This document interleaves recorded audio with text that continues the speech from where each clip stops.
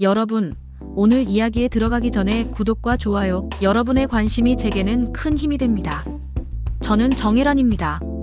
올해 75살이죠. 40년 동안 시골 초등학교에서 아이들을 가르치며 살아왔습니다. 마지막 10년은 교장으로 지냈어요. 시골 학교라고 무시하면 안 됩니다. 저희 학교 아이들은 정말 순박하고 예의 바른 아이들이었거든요. 복도에서 마주치면 90도로 인사하고 수업 시간엔 눈을 반짝이며 제 이야기를 들었습니다. 선생님, 오늘도 좋은 하루 보내세요. 교장 선생님, 저희가 만든 편지예요. 아이들이 건네는 편지를 받을 때마다 가슴이 뭉클했습니다. 손글씨로 삐뚤삐뚤 적은 감사 인사들. 그런 편지가 제 책상 서랍에 수백 통이나 쌓여 있었어요. 학부모들도 저를 정말 존경해 주셨습니다. 마을 어른들은 절 보면 항상 이렇게 말씀하셨죠. 정 교장님 덕분에 우리 아이가 바르게 자라고 있어요. 선생님 같은 분이 계셔서 이 마을이 든든합니다. 그런 말씀들이 제겐 최고의 보람이었습니다. 새벽부터 밤늦게까지 학교 일에 매달렸지만 힘들다는 생각은 한 번도 안 해봤어요. 아이들의 밝은 미소와 학부모들의 감사 인사가 있었으니까요. 은퇴식 날이었습니다. 전교생과 학부모들이 모여서 성대한 송별식을 열어줬어요. 꽃다발을 받으며 단상에 섰을 때 가슴이 벅찼습니다. 40년간 이 자리를 지켜주신 정혜란 교장님께 감사드립니다. 사회자의 멘트가 울려 퍼지는 동안 저는 눈물을 참기 어려웠습니다. 아이들이 부르는 작별 노래를 들으며 생각했죠. 이제 뭘 하며 살아야 할까? 은퇴 후엔 아들 가족과 함께 살기로 했습니다. 아들이 서울 근교에 집을 마련해뒀거든요. 처음엔 정말 든든했어요. 혼자 살기엔 나이도 많고 가족과 함께 지내면 외롭지 않을 거라고 생각했습니다. 엄마, 이제 편히 쉬세요. 집안일은 저희가 할게요. 아들의 말을 듣고 마음이 한결 가벼워졌어요. 40년간 아이들만 챙기며 살았으니 이제 가족의 품에서 여생을 보낼 수 있겠구나 싶었습니다. 하지만 막상 새로운 생활이 시작되자 뭔가 이상했어요. 교실에서는 그 누구도 의심하지 않던 제 말과 행동이 이 집에서는 달랐습니다. 아이들은 저를 존경했지만 내 집에서의 나는 과연 누구일까요? 첫 주는 괜찮았습니다. 새로운 환경에 적응하느라 바빴거든요. 하지만 시간이 지날수록 묘한 기분이 들기 시작했어요. 뭔가 어긋나고 있다는 느낌 말입니다. 며느리 수진이는 겉으로는 정말 공손했습니다. 40대 초반의 직장 여성으로 예의는 차렸어요. 하지만 며칠만 지나고 보니 속마음이 다르다는 걸 알 수 있었습니다. 어머니, 식사 맛있게 하세요. 겉으로는 이렇게 말하지만 눈빛이 차가웠어요. 제가 뭘 해도 시큰둥한 표정이었습니다. 아침에 일어나서 인사를 해도 대충 고개만 끄덕이고 제가 말을 걸어도 핸드폰만 들여다보고 있었어요. 손자 민준이도 마찬가지였습니다. 처음엔 할머니가 와서 반가워했는데 점점 제게 관심이 없어졌어요. 게임에만 몰두하고 제 말엔 귀 기울이지 않았습니다. 민준아, 숙제는 했니? 네, 했어요. 대답은 하지만 눈도 마주치지 않았어요. 교실에서 만났던 아이들과는 정말 달랐습니다. 그 아이들은 제 말 한마디 한마디에 귀 기울여줬는데 말이죠. 가장 충격적이었던 건 어느 날 저녁 식사 시간이었습니다. 제가 평소 해먹던 대로 반찬을 만들어 상에 올렸어요. 나물 무침과 된장찌개, 생선 구이였습니다. 수진이가 젓가락을 들더니 한두 번 맛을 보고는 이렇게 말했어요. 어머니, 반찬은 저희 입맛에 맞게 좀 해주세요. 너무 짜고 투박해서 아이도 잘 안 먹어요. 순간 머리가 하얘졌습니다. 40년간 혼자 살며 해먹던 음식이 하루아침에 투박하고 짜다는 소리를 들을 줄이야. 학교에서 동료 선생님들과 함께 도시락을 먹을 때도 제 반찬을 나눠 먹고 싶어 했는데 말입니다. 아, 네. 다음부턴 조심할게요. 겨우 이렇게 대답했지만 가슴 한구석이 서늘해졌어요. 내가 가르쳤던 아이들은 급식실에서 제가 감시할 때마다 고맙다고 했는데 내 가족은 내가 해준 음식에 대해 이런 말을 하는구나. 그날 밤 잠이 오지 않았습니다. 침대에 누워 천장을 바라보며 생각에 잠겼어요. 교실에서는 그 누구도 감히 제게 함부로 말하지 않았습니다. 아이들은 물론이고 동료 선생님들도 저를 존중해줬어요. 하지만 이 집에서는 달랐습니다. 제 의견은 무시되고 제가 하는 일마다 지적받았어요. 며느리의 눈에는 제가 그저 불편한 존재로만 보이는 것 같았습니다. 아들 성훈이도 예전 같지 않았어요. 어릴 때는 그렇게 저를 따랐는데 이제는 아내 편만 들었습니다. 부부가 된 후로는 엄마보다 아내가 우선이라는 걸 온몸으로 보여줬어요. 엄마, 수진이 말도 일리가 있어요. 서울 음식이 좀 다르잖아요. 아들마저 아내 편을 들 때 정말 허탈했습니다. 40년간 혼자서 성훈이를 키우며 온갖 고생을 다했는데 이제는 며느리 말이 더 중요하다는 거죠. 밤마다 이런 생각들이 머릿속을 맴돌았습니다. 교실에서 아이들이 저를 바라보던 존경스러운 눈빛과 이 집에서 가족들이 저를 보는 시선 사이의 간극이 너무 컸어요.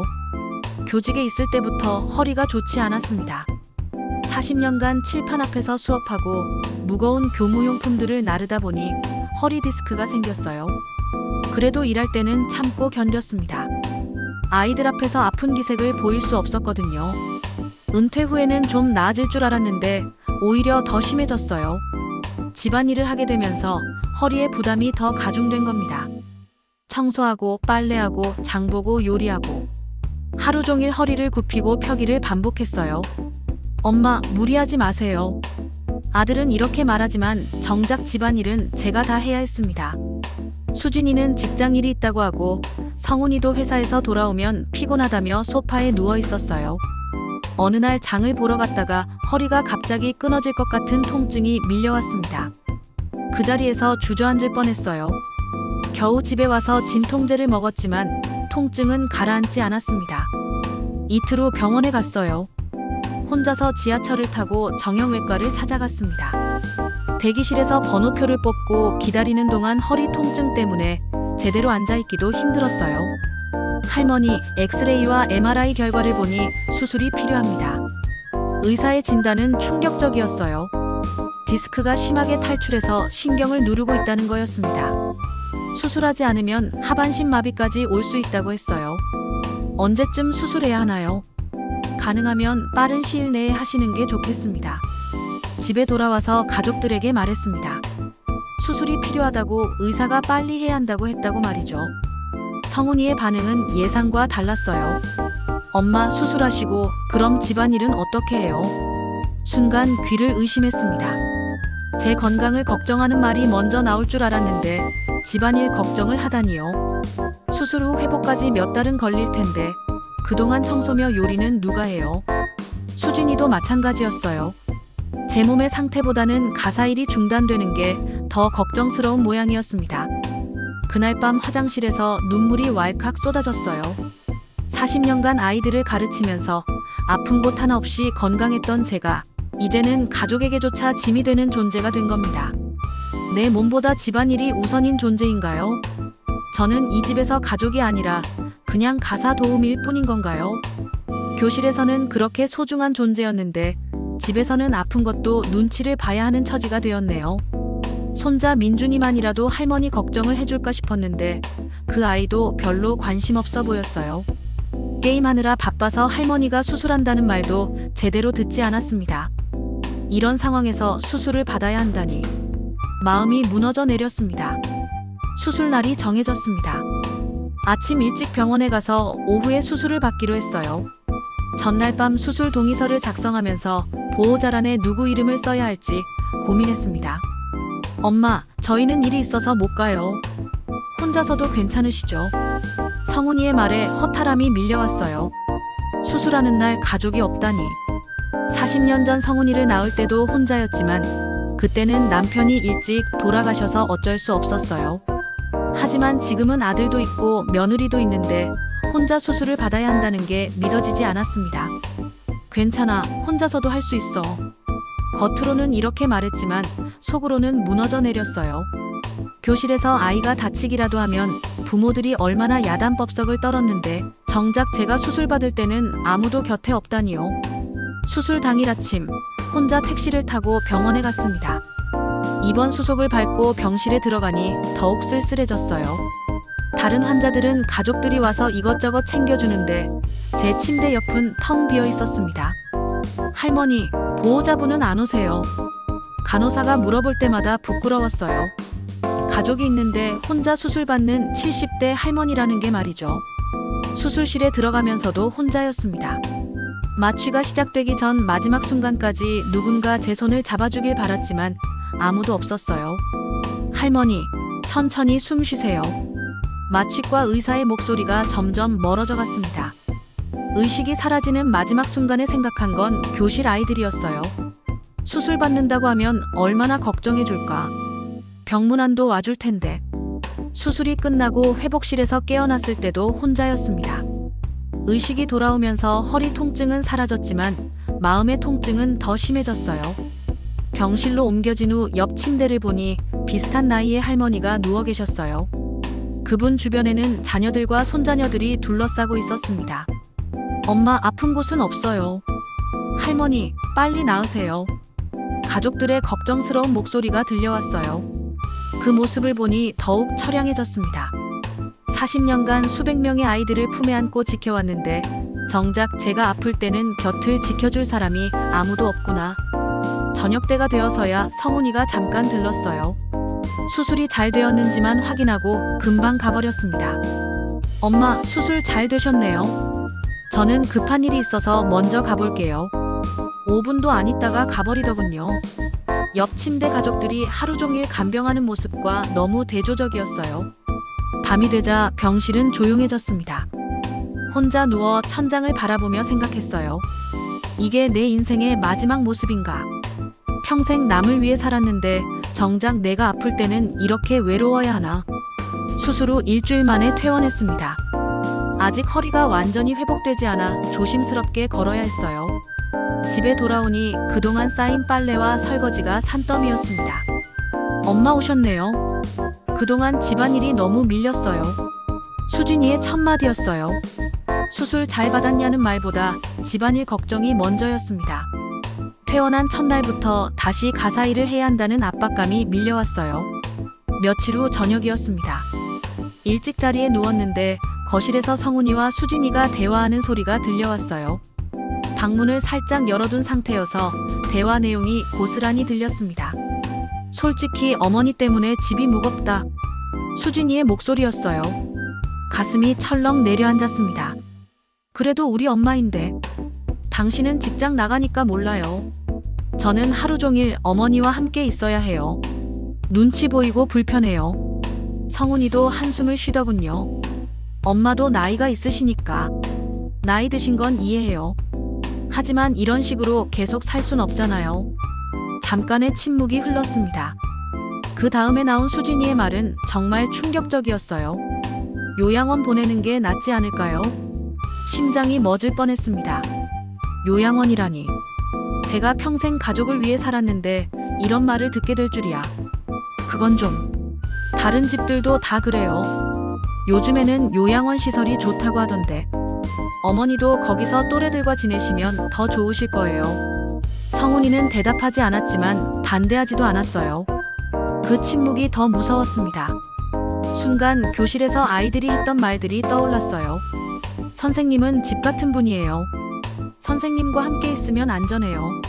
그 아이들은 저를 집처럼 편안하고 안전한 존재로 여겼는데 정작 제 가족은 저를 짐으로 여기고 있었습니다. 요양원에 보내고 싶어하는 존재로 말이죠. 눈물이 주체할 수 없이 흘러내렸어요. 베개를 입에 물고 흐느꼈습니다. 소리내서 울면 들킬까봐 조용히 울었어요. 40년간 교실에서 아이들에게 사랑받았던 기억들이 파노라마처럼 스쳐 지나갔습니다. 졸업식 날 우는 아이들, 스승의 날 편지들, 동창회 때마다 찾아와 주던 제자들. 그 모든 게 꿈만 같았어요. 이 집에서는 제가 누구죠? 가족에게 부담만 주는 늙은 여자일 뿐인가요? 40년간 쌓아올린 저의 정체성이 이 집에서는 아무것도 아니구나. 가슴이 무너져 내렸습니다. 정말로 무너져 내렸어요. 그날 밤 이후로 모든 게 달라 보였습니다. 가족들의 시선도, 이 집에서의 제 위치도. 사실 이 집은 제가 교직 생활하면서 모은 퇴직금과 적금으로 마련한 집이었어요. 40년간 허리띠 졸라매며 모은 돈으로 아들 가족을 위해 집을 사준 거였습니다. 성훈이가 결혼할 때 신혼집 마련해주고 민준이 태어나면서 더 큰 집이 필요해서 지금 이 집을 장만해준 거죠. 엄마 덕분에 이런 집에서 살 수 있어서 고마워요. 처음에는 성훈이도 고마워했어요. 하지만 시간이 지나면서 당연한 것처럼 여기기 시작했습니다. 제 돈으로 산 집인데 이제는 제가 눈치를 봐야 하는 처지가 되었어요. 서재에서 오래된 상자를 꺼냈습니다. 40년간 제자들이 보내온 편지들이 가득 담긴 상자였어요. 하나하나 꺼내서 읽어보니 눈물이 나더군요. 선생님께서 없으셔서 학교가 너무 조용해요. 선생님이 가르쳐 주신 덕분에 좋은 대학에 갔어요. 결혼식에 꼭 와주세요. 선생님은 제 인생의 은인이에요. 이런 편지들이 수백 통이었어요. 제가 세상에 필요한 사람이었다는 증거들이었습니다. 하지만 이 집에서는 그런 저의 가치를 아무도 인정해주지 않았어요. 내가 세운 학교는 남아도 내가 세운 집에서는 내 자리가 없구나. 중얼거리며 편지들을 다시 정리했습니다. 그리고 결심했어요. 이제 정말 제 삶을 살아야겠다고. 다음 날 아침 일찍 부동산에 갔습니다. 집을 팔고 싶다고 했어요. 부동산 중개업소 사장님이 깜짝 놀라더군요. 어머님, 갑자기 웬 집 매매요? 제 집이니까 제가 팔고 싶으면 파는 거 아닌가요? 서류를 확인해보니 집 소유권이 제 명의로 되어 있었어요. 당연한 일이었습니다. 제 돈으로 산 집이니까요. 매물로 나간 지 일주일 만에 연락이 왔어요. 집을 보러 온 사람들이 마음에 들어 한다는 거였습니다. 가격도 처음 생각보다 높게 나왔어요. 어머님, 정말 파실 거예요? 네, 파세요. 마음은 이미 정해져 있었습니다. 돈을 받고 이 집을 떠날 거라고. 그리고 아무도 저를 짐으로 여기지 않는 곳에서 새 삶을 시작할 거라고 말이죠. 교실 아이들이 남겼던 감사 편지들을 읽으며 생각했어요. 나도 내 삶을 살 자격이 있다고. 70년 넘게 남을 위해서만 살았는데 이제는 정혜란을 위해 살고 싶다고. 며칠 후 매매 계약이 성사되었습니다. 다음 달까지 집을 비우면 되는 거였어요. 이제 가족들에게 말해야 할 때가 왔습니다. 용기를 내야 했어요. 40년간 아이들 앞에서 당당했던 그 용기를 다시 찾아야 했습니다. 성훈이네 가족이 3박 4일 여행을 다녀온 날이었습니다. 여행 가기 전에도 저를 데리고 가자는 말은 한마디도 없었어요. 혼자 집을 지키며 생각할 시간이 충분했습니다. 저녁 무렵 가족들이 돌아왔어요. 여행 가방들을 끌고 들어오면서도 저에게는 인사 한마디 없었습니다. 민준이만 할머니, 다녀왔어요 라고 인사했을 뿐이었어요. 다음날 아침 식탁에서 말했습니다. 얘기할 게 있어. 성훈이와 수진이가 고개를 들더군요. 집을 팔았다. 순간 정적이 흘렀어요. 수진이가 먼저 반응했습니다. 어머니, 무슨 말씀이세요? 이 집 말이야. 부동산에 내놨는데 팔렸어. 성훈이의 얼굴이 하얘졌어요. 엄마, 갑자기 왜 그런 결정을 하신 거예요? 갑작스럽지 않아. 충분히 생각해서 내린 결정이야. 수진이가 벌떡 일어났습니다. 그럼 저희는 어떻게 해요? 갑자기 이런 식으로 하시면. 저도 자리에서 일어났어요. 40년간 교실에서 보여줬던 그 당당함을 되찾았습니다. 너희가 원하던 자유, 이제 누려라. 나도 내 자유를 누릴 거다. 성훈이가 당황하며 말했어요. 엄마, 우리가 어디 가서 살아요? 전세 보증금도 없는데. 내가 40년간 모은 돈으로 이 집 샀다는 거 알고 있지. 사실을 정확히 말해줬습니다. 이 집의 진짜 주인이 누구인지 말이죠. 그 돈으로 너희 앞으로 전세집 하나 얻어줄게. 그리고 나머지는 내가 가져갈 거야. 수진이의 얼굴이 일그러졌어요. 정말 이기적이세요. 가족이 이런 식으로 하는 거예요. 순간 화가 치밀어 올랐습니다. 이기적이라고요. 40년간 아이들을 위해 살았어. 30년간 너희 가족을 위해 살았고 이제 70대의 정혜란으로 살고 싶어. 목소리가 떨렸지만 단호했어요. 교장 시절 문제아 학생의 부모와 면담할 때의 그 단단함이 되살아났습니다. 요양원 보내려던 거 다 들었어. 이 말에 둘 다 할 말을 잃었어요. 들킨 게 분명했습니다. 내가 짐이라고 생각했지. 그런데 이제 그 짐을 치워줄게. 성훈이가 변명하려 했어요. 엄마, 그건. 변명하지 마. 엄마가 아플 때도 집안일 걱정부터 했잖아. 40년간 교실에서 아이들을 감싸주던 기억이 떠올랐어요. 학생이 잘못했을 때도 끝까지 보듬어 주려 했는데 이제는 나 자신을 감싸줄 차례였습니다. 이제 나 자신을 지킬 거야. 수진이가 마지막으로 독서를 퍼부었어요. 늙으셔서 그러시는 거겠지만 정말 몰상식하세요. 그 말을 듣고 오히려 마음이 편해졌어요. 이제 확실해졌습니다. 이 사람들과는 더 이상 함께 살 수 없다는 게 말이죠. 다음 주까지 짐 정리해서 나가라. 냉정하게 말했습니다. 교장실에서 학부모에게 최후 통첩을 할 때의 그 목소리였어요. 어머니가 정말 이러실 거예요. 성훈이가 마지막으로 애원했지만 제 마음은 이미 정해져 있었습니다. 40년간 남을 위해 살았으니 이제 나를 위해 살 거야. 너희들도 이제 자유롭게 살아. 그날 밤 혼자 남은 집에서 마지막으로 생각을 정리했어요. 후회는 없었습니다. 이제 정말 제 인생을 살아갈 때가 왔으니까요. 한 달 후 저는 동해 바닷가의 작은 집에서 새 삶을 시작했습니다. 집값을 받고 성훈이 가족에게 전세 보증금을 마련해준 후에도 충분한 돈이 남았어요. 평생 검소하게 살며 모은 교직 연금과 함께하면 여생을 충분히 보낼 수 있었습니다. 바닷가 집은 작지만 포근했어요. 창문을 열면 바다가 보이고 아침마다 갈매기 소리로 잠에서 깨어납니다. 40년간 시끄러운 도시에서 살았는데 이런 고요함이 이렇게 좋을 줄 몰랐어요. 처음 이사 온 날 동네 사람들이 인사를 하러 왔습니다. 안녕하세요. 새로 오신 분이죠? 네, 정혜란이라고 합니다. 그때 느꼈어요. 선생님이 아니라 그냥 정혜란으로 소개하는 게 이렇게 자연스러울 줄이야. 정혜란 씨, 반갑습니다. 정혜란 씨라는 호칭이 새로웠어요. 40년간 정 선생님, 정 교장님으로 불렸는데 이제는 그냥 정혜란 씨입니다. 나이든 한 개인으로 인정받는 느낌이었어요. 시장에 장을 보러 갔을 때도 마찬가지였어요. 아, 바닷가 집으로 이사 온 분이시구나. 뭘 드릴까요? 생선 좀 골라주세요. 상인 아주머니가 친절하게 설명해줬어요. 어떤 생선이 싱싱한지, 어떻게 요리하면 맛있는지. 40년간 혼자 해먹던 요리법과는 다른 이야기들이었습니다. 정혜란 씨는 어디서 오셨어요? 서울 근교에서 왔어요. 더 이상 교장 선생님이었다고 말하지 않았어요. 그냥 서울에서 온 정혜란으로 충분했습니다. 며칠 후 동네 할머니들과 어울리게 되었어요. 매일 오후 해변에서 만나 이런저런 이야기를 나눴습니다. 정혜란 씨는 자식들이 어디 있어요? 서울에 있어요. 간단히 대답했어요. 복잡한 사연은 말하지 않았습니다. 우리도 다 그래요.